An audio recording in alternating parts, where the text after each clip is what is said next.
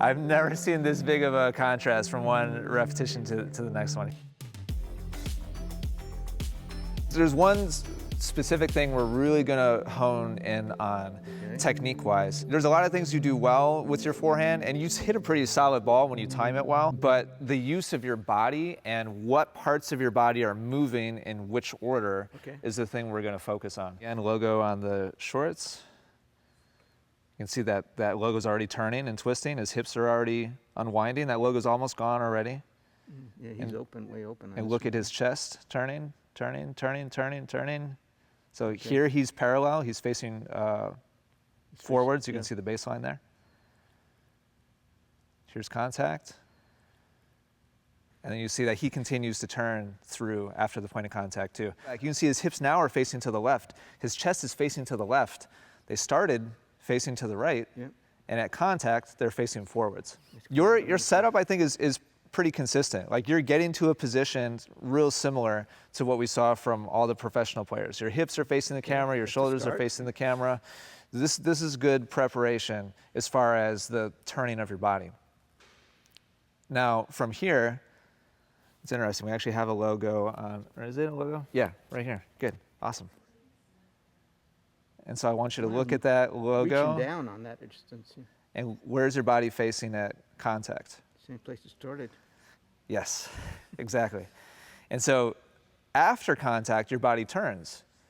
And in this position, it looks like a really solid swing. And in fact, I would say you do turn your body and you use your body well. Unfortunately, it's just too late. This is the position the pros were in at contact. And this is your follow-through position. All right, so you want to learn how to do it? Absolutely. So position number one is just going to be your normal preparation. With your racket back, your body turned to the side. Position number two is going to be an exaggerated position. I'm going to ask you to leave your arm and your racket in that setup position and turn your hips and your shoulders forwards. Good, that's position number two. And then position three will be simply having the racket come up to the point of contact. One way to work on the forehand by yourself is to drop feed. And if you struggle with drop feeding, really make sure that you're tossing the ball far enough in front so that you can initiate with your hips and your shoulders and make contact in front of your body.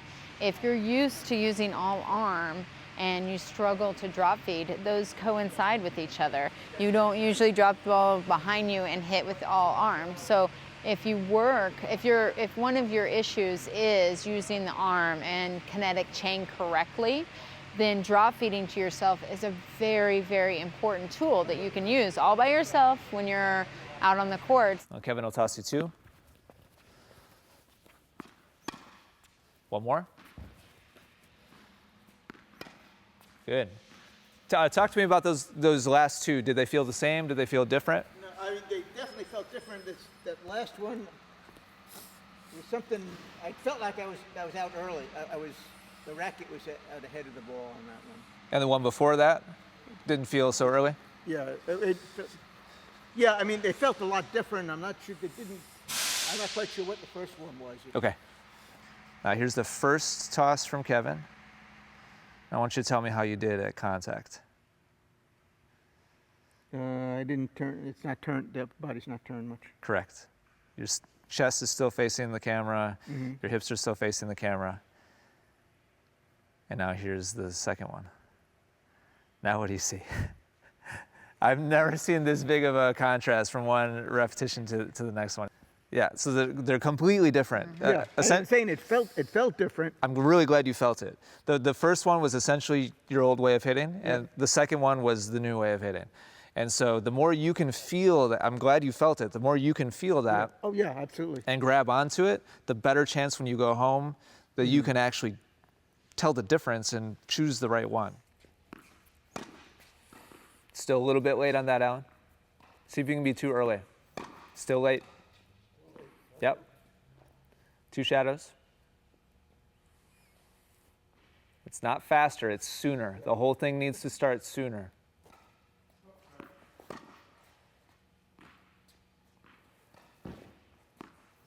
Good, good. The timing is so opposite from what you're used to. Oh, for sure. I think that's what you're sensing. So there's the first one. That's a really nice position. Wow, body's opening really early. It's great. That's awesome. Almost Roger. It's getting there. Nice, Alan. That's really nice and early. Nice job. I mean, I'll take your body turned and spacing a little bit close over this every day of the week. You look at your hips and you look at your shoulders. Sure, you're jammed. Like, we have other elements to work out that are supporting rolls. But I see my arm's further extended, so logically that I need to be further away from the ball. Yes. Let me find one of those other. And so Megan was talking before about the stability and the strength of this position. If I could I mean, this is literally the exact opposite of each other. And so for you to make this big of a difference in the time that we've done today is amazing. I mean, it's awesome. Nice job. I will eventually. Thank you. Yeah, good work, good work. Good job.